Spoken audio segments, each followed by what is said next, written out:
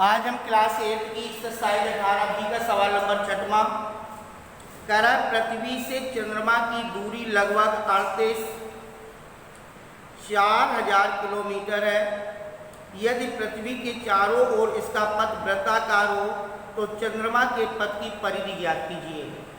तो चंद्रमा के पथ की परिधि ज्ञात करनी है। बेटा थोड़ा ध्यान से इस चित्र को देखना है। ये आपकी पृथ्वी है और ये आपकी चंद्रमा है, और इन दोनों के बीच की दूरी, ये इसकी त्रिज्या है और ये इसका केंद्र है। इसका केंद्र O है और इसका केंद्र O डैश है। अब ये यहाँ से अपना चक्कर लगाना शुरू करेगी। ऐसे ये आपका घूमना शुरू करेगी, प्रारंभ करेगी। तो यानी कि O डैश आगे क्या बन जाएगी? त्रिज्या बन जाएगी। चंद्रमा और पृथ्वी के बीच, चंद्रमा और पृथ्वी के बीच की दूरी, या चंद्रमा के केंद्र और पृथ्वी के केंद्र से केंद्र की बीच की दूरी, चंद्रमा से पृथ्वी की दूरी लगभग जो है वो आपकी कितनी है? 38,4000। चंद्रमा और पृथ्वी के बीच की दूरी बराबर 38,4000 किलोमीटर है। ये दूरी है। ये दूरी चंद्रमा और पृथ्वी O और O डैश के बीच की दूरी है। तो ये त्रिज्या बन जाएगी। और चंद्रमा के पथ की परिधि ज्ञात करनी है। तो चंद्रमा के पथ की परिधि बराबर 2 पाई r। 2 पाई r। तो ये हो जाएगा 2 × 22/7। r की जगह पे 38,4000 या आ जाएगा। अब इसमें से अगर 7 से काटेंगे तो 7 × 35 बचेगी 3, 7 × 28, ये संख्या 3 से कटेगी नहीं। इससे अच्छा है कि 384 में सीधे इसका मान रख दो। 2 × 22/7 का मान 3.14 × 38,400। इसमें गुणा कर रहे हैं 3.14। 4 × 16, 54, 32 और 33, और 4 × 12, 3 15, 4 8 3, और 3 × 12, 3 × 24, 25, और 3 × 9 और 2 11, 6 7 10 5 15, 8 9 10, और यहाँ पर आ जाएगा 2 और 1। इनको 2 का गुणा करना है। 12 14 और 15, 10 और 11, 2 2 4, और 2 एकम 2, 24 11 52 000। इसमें से हम 2 अंक दशमलव लगा देंगे, बराबर आ जाएगा 24 11 52 0 किलोमीटर। ये हमारे पथ की दूरी आ जाएगी।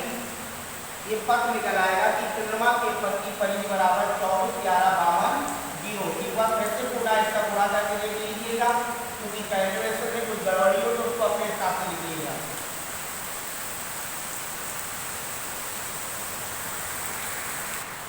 इसके बाद अगला सवाल है 7वां। ये आपका जो आंसर आएगा लगभग में आएगा, और अगर इस तरीके से नहीं आ रहा है तो हम 7 से इस संख्या को क्या कर देंगे? काट देंगे। काटने के बाद 44 का क्या कर देंगे? मल्टीप्लाई कर देंगे, तो भी आपका आंसर आ सकता है। अगर हम इसको ऐसे में नहीं आ रहा है तो आप 7 से काट सकते हो। 7 × 35, और यहाँ पर बचा 3, 7 × 28, 28 माने बचे 6, 57 56 बचे 4, 7 × 35 बचे 5, 7 × 49 बचा 1, 7 एकम 7, और यहाँ पर 7 एकम 7। इसके बाद बचा 3, 7 × 28। एक लगभग में ये आंसर ले सकते हो। और इस संख्या में हम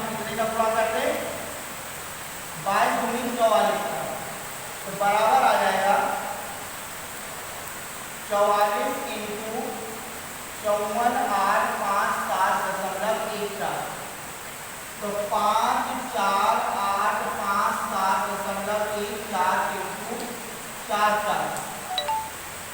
4 को 16, 4 और 5, 4 से 28, 4 से 20, 2 22, 4 32 और 2 34 और 4 को 16, 3 19 और 4 20 और 21, 6 5 8 2 4 9 1 और 2, 6 11 13 14 10 और 11, 6 7 13 10 और 11 3 और 4 और यहाँ पर हो जाएगा 2। इस पर 2 नंबर दशमलव लगा दोगे तो भी आपका आ जाएगा 24 13 714.16। अगर इसमें क्या हो तो आप जोड़ सकते हो, यहाँ पर हो जाएगा ये ऐसे बना रहा है जितने किलोमीटर निकल रहा है कितने किलोमीटर की दूरी निकल रही है। तो यहाँ पर जो आपका दशमलव के बाद अंक नहीं आ रहे थे क्योंकि वहाँ पर हमने केवल दशमलव के 2 अंक लिए थे और 2 अंक यहाँ पे 0 चलेगा जब हमने संख्या दशमलव में काटी है तो कितने किलोमीटर की प्रति परिधि हो सकती है। और अगर 3.14 इसकी जगह पर मान रखोगे तो भी आपका आंसर आ जाएगा। ये संख्या आपकी सेम आएगी। इसके बाद सवाल नंबर है 7वां, ये आंसर सब लगभग में है। 2 वृत्तों की त्रिज्याओं का अनुपात 2:3 है, इनकी परिधियों का अनुपात ज्ञात करना है। तो 2 वृत्तों की त्रिज्याओं का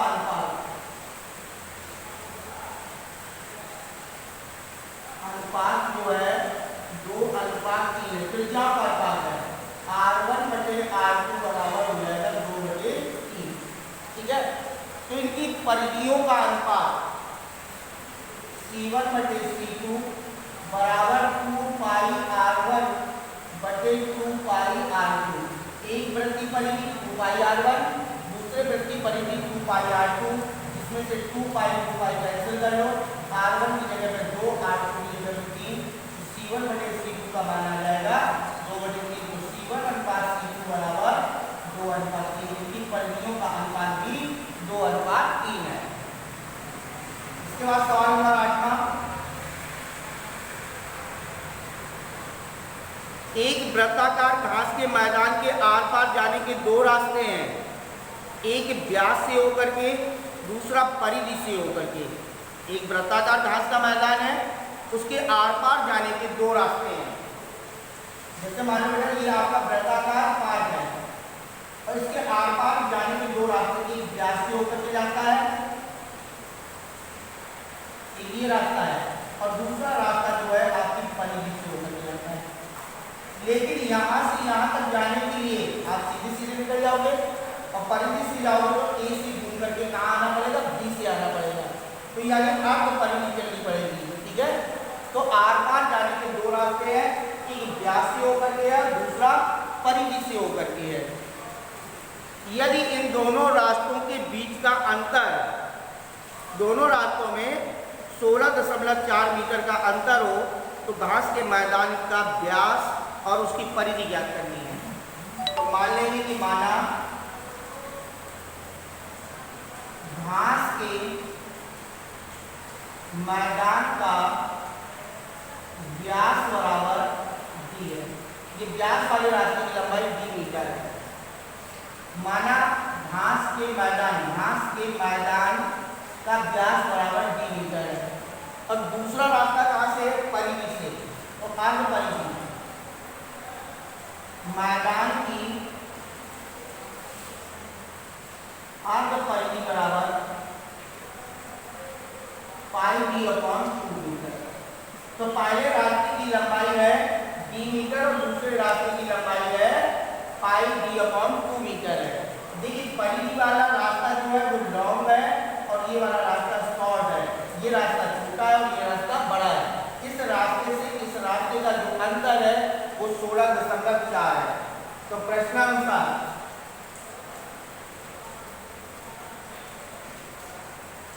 πd/2 माइनस डी बराबर 16.4।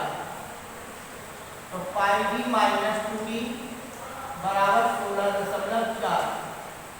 इसमें कॉमन ले लेंगे डी, तो पाई माइनस 2 बराबर 16 दूनी 32.8। इसका ये गुणा कर लेंगे, तो डी 22/7 माइनस 2 बराबर 32.8।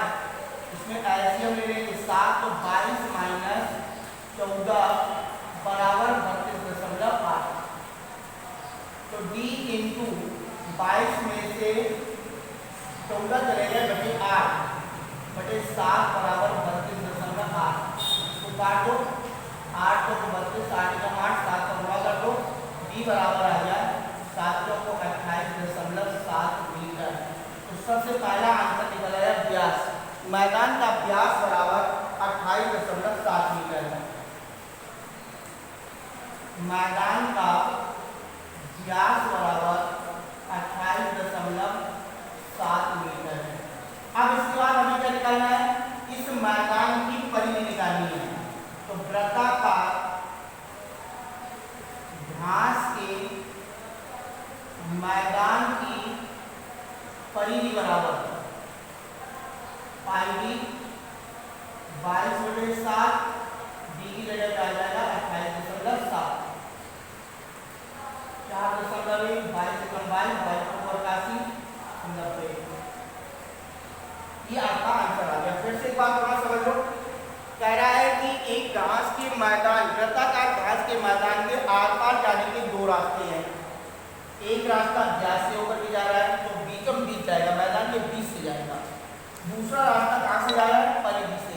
तो आर पार जैसे निकलना है, इस पार से उस पार जाना है, तो ए से बी चले गए, या परिधि से गए तो ए से कहाँ तक जाएंगे, बी तक जाएंगे। और अगर तुम पूरा घूम जाओगे तो फिर ए पर वहीं पे खड़े हो जाओगे, तो आर पार नहीं हुए। आर पार जाने के लिए आपको ए से बी तक जाना पड़ेगा, और ए से बी तक जो है वो आपकी आगे परिधि हो जाएगी। तो एक रास्ता व्यास से, तो व्यास बराबर डी है। दूसरा रास्ता आपका आगे परिधि से है, तो पाई डी अपॉन 2 मीटर हो जाएगा। इन दोनों रास्तों का अंतर 16.4 है। इसमें से हम बी कॉमन ले लेंगे, पहले 2 एलसीएम ले लिया, पाई डी अपॉन माइनस 2d, इनमें से डी कॉमन आ जाएगा, तो पाई बचेगा -2, इस 2 का गुणा कर देंगे तो 32.8 हो जाएगा। पाई का मान 22/7 -2, तो 22 में से 7 दूनी 14 घटा देंगे, बचेगा 8/7, 8 को काट देंगे 32.8 से, 4.1 बार आ जाएगा, 7 का गुणा कर देंगे 28.7। मैदान का व्यास आ गया 28.7। उस मैदान की अब क्या निकाल लेंगे, परिधि निकाल लेंगे, और परिधि और व्यास दो में पूछेंगे, दोनों हमारे आंसर आते हैं।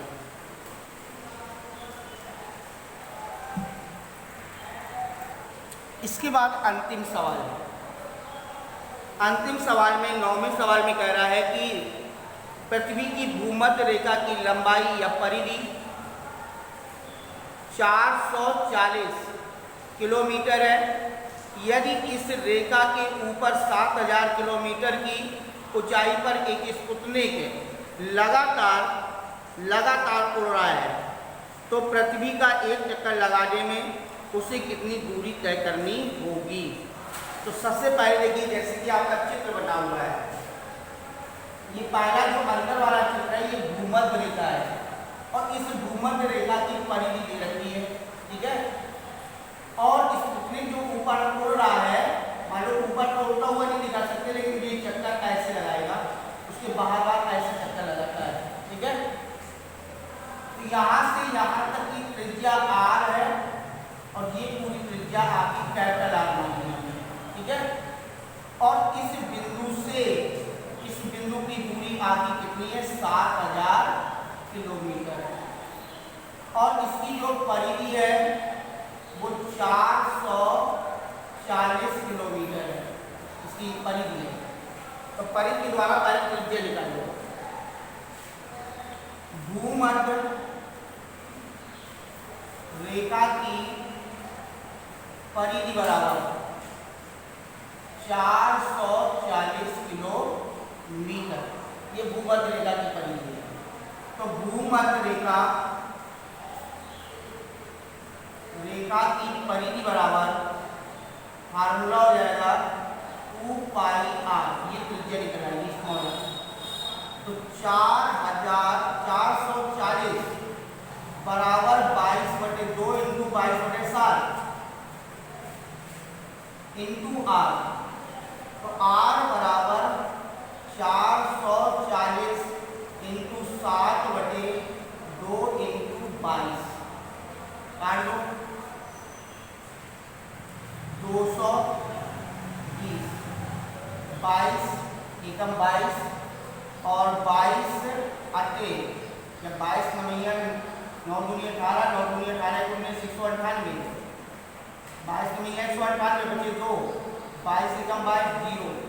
तो r बराबर 0, 7 एकम 7, 7 × 63 कितने किलोमीटर उस भूमध्य रेखा की त्रिज्या में। अब भूमध्य रेखा की त्रिज्या में ये जो कितनी ऊंचाई पर स्पुतनिक उड़ रहा है 7000 किलोमीटर की ऊंचाई पर, तो यहाँ पर अगर इसकी ऊंचाई को और जोड़ दें तो कैपिटल आर आ जाएगा। कैपिटल आर बराबर स्मॉल आर प्लस 7000, ये हो जाएगा 63 70 प्लस 7000 बराबर आ जाएगा 13,370 किलोमीटर। ये कैपिटल आर निकल आया। अब कैपिटल आर के द्वारा इस वृत्त की परिधि निकाल लेंगे। इस स्पुतनिक द्वारा पृथ्वी का चक्कर लगाने पर चलेगी दूरी बराबर, कह रहा है कि 7000 किलोमीटर की ऊंचाई पर एक स्पुतनिक लगातार उड़ रहा हो तो पृथ्वी का एक चक्कर करने में उसे कितनी दूरी तय करनी पड़ेगी। तो पृथ्वी का चक्कर लगाने में चलेगी दूरी, पृथ्वी का चक्कर लगाने में चली दूरी बराबर 2 पाई r, 2 पाई r, ये हो जाएगा 2 इंटू 22/7 और 13,370, 7 से काट लो 7 एकम 7 बचे हमारे 6, 7 × 63 और 7 एकम 7, ये आपका आ जाएगा 22×44, 44 इंटू 19 10, इसमें 44 का गुणा कर देंगे 19 10 में,